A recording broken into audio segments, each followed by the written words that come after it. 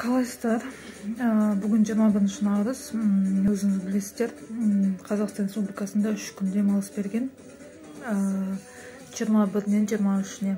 Енді азаннан бері қарап отырмыз, қалаға шыққан жоқпын. Андай әр аудандарда, Алматының 6-7 аудандарында жаңағыдай іс-шара өткізіледі деп.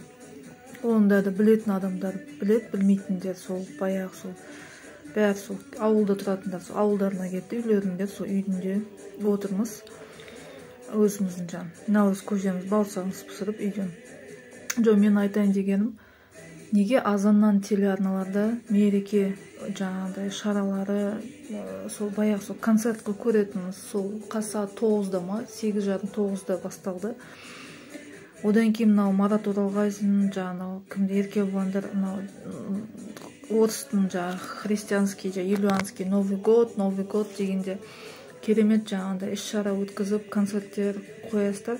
Неге наурызға концерт ұйымдастырмайсыздар? Неге наурызға жаңа әншілерді, жаңа артистерді, жаңа нені лепті, неге сол наурызға қарай ашып, солардың жаңағыдай ұмтылдырып, соларға бір жаңа бір леп елге бір паш етпейсіздер?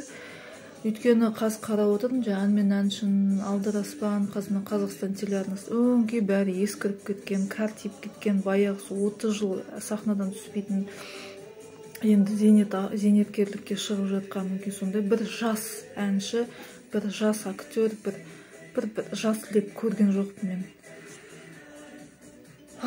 Сол өмір, сол көңіліміз толмай, өзіміз үйде әнімізді айтып, алтауызбен отыра беретін болдық қой.